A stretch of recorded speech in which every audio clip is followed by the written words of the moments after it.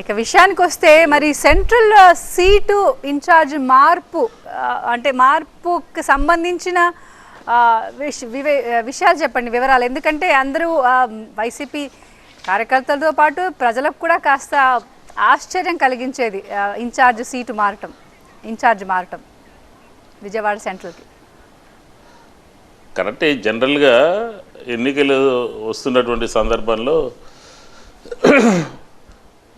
ఈ సీట్లు మార్పులు, కొత్త వారిని ఎన్నుకోవటాలు రకరకాలుగా చూడండి. నాదొకటే కాదు కదా, రాష్ట్రం అంతా దాదాపుగా 60-70 సీట్లు కొత్త వారిని ఎంపిక చేసుకోవడం జరిగింది. అది పార్టీ లీడర్ యొక్క ఇష్టం అన్నమాట.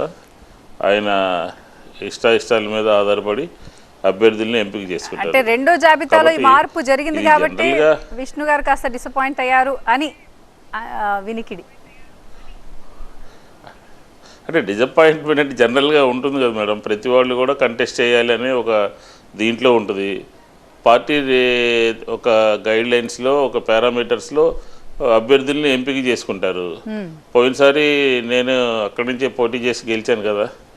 ఈసారి పార్టీ అధిష్టాన వర్గం, పార్టీ అధ్యక్షులు ఒక తీసుకున్నటువంటి నిర్ణయం అనమాట. దాన్ని కట్టుబడి ఉండాల్సిన అవసరం ఉంది. నేను అలాగే ఉంటానని కూడా చెప్పాను. రైట్. మీతో మాట్లాడడానికి చిట్టిబాబు ఉన్నారు యుఎస్ నుంచి. చిట్టిబాబు గారు. నమస్తే సార్. విష్ణు గారు నమస్తే సార్. మాట్లాడండి. నమస్తే సార్. ముందుగా మల్లాది విష్ణు గారికి, టీవీ9 యాజమాన్యానికి సంక్రాంతి శుభాకాంక్షలు తెలియజేస్తున్నామండి.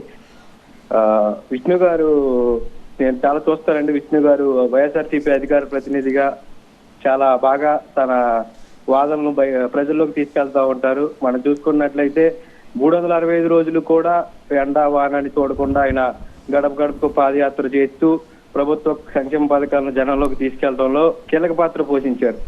సీటు విషయంలో విష్ణు గారికి చిన్న అన్యాయం జరిగిన మాట వాస్తవమే. కానీ ఆయన పార్టీ లైన్ జవదాటకుండా, ఎవరికి ఏం చేయకుండా పార్టీ లైన్ కట్టుబడి ఉందాం అని చెప్పి కార్యకర్తల్లో ఉత్సాహం నింపి అధిష్టానంకి మంచి మెసేజ్ ఇచ్చి తమకి విష్ణు గారికి సముచిత సాయం కల్పిస్తారని కోరుతున్నాము. అలాగే విష్ణు గారు, నేను అమెరికాలో ఉన్నా సరే ఆయన కార్యక్రమాలని చూస్తూ ఉంటాను. ఎందుకంటే నేను విజయవాడ నగరం నుంచి అమెరికా ఉన్నత విద్య కోసం వచ్చాను. కాబట్టి విష్ణు గారు 365 సంవత్సరాలు పాదయాత్ర చేసి గడప గడపకు పాదయాత్రకి వెళ్ళారు.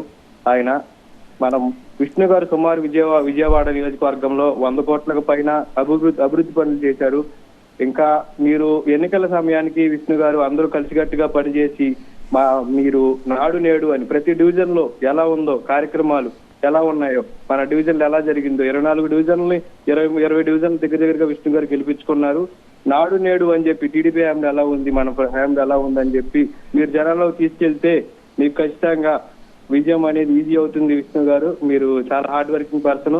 నాకు తెలిసి రాష్ట్రంలోనే గడప గడపకు ప్రభుత్వంలో మీరు మొదటి స్థానంలో ఉంటున్నారు. చిట్టిబాబు గారు, ఏమైనా అడుగుతున్నారా? అభినందనలే వినిపిస్తున్నా. ఏమైనా అడగాల్సింది ఏమైనా ఉందా విష్ణు గారిది? అభినందనలు వినిపిస్తాం. విష్ణు గారిని అడగాల్సింది ఏముంటదండి. కాకపోతే ఇప్పుడు మనం అడగాల్సింది ఏంటంటే, ఏ వ్యూహంతో విజయవాడ సెంట్రల్ నియోజకవర్గంలో కానీ రాష్ట్రంలో కానీ టీడీపీని ఓడించడానికి ఏ విధంగా ముందుకెళ్తున్నారు, అదొకటే. రైట్ విష్ణు గారు.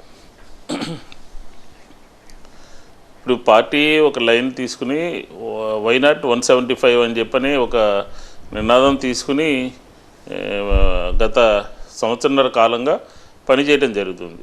దీనికి సంబంధించి గడప గడపకి వెళ్ళాలని, అలాగే ప్రభుత్వం తీసుకున్నటువంటి కార్యక్రమాలని ప్రజలందరికీ కూడా సకాలంలో అందించాలని చెప్పని, ఎవరైనా ఏ కారణాల చేతైనా ఎవరైనా సరే కొన్ని మిగిలిపోయి ఉంటే వారిని కూడా లబ్ధిదారుల కింద చేర్చాలని ఇలాగా కొన్ని గైడ్లైన్స్ ఉంటాయండి పార్టీ పరంగా ఇచ్చినటువంటి. దాని ప్రకారం ఈ సంవత్సరన్నర కాలంలో పనిచేసాం కాబట్టి 4.5 సంవత్సరాలు 5 సంవత్సరాల్లో ప్రభుత్వం కూడా చాలా పాజిటివ్గా ప్రతి విషయంలోనూ కూడా అనేక రంగాల్లో కూడా ఒక అగ్రగామిగా ఆంధ్రప్రదేశ్ నిలబడినటువంటి సందర్భం ఉంది. కాబట్టి ఖచ్చితంగా ప్రజలు అంతా కూడా పాజిటివ్గా ఆలోచన చేసి మేలు చేసినటువంటి, మంచి చేసినటువంటి ప్రభుత్వం పట్ల వారు కూడా సానుకూలంగా ఉంటారు అని చెప్పని మనం అనుకోవచ్చు. కాబట్టి మా టార్గెట్ 175కి 175.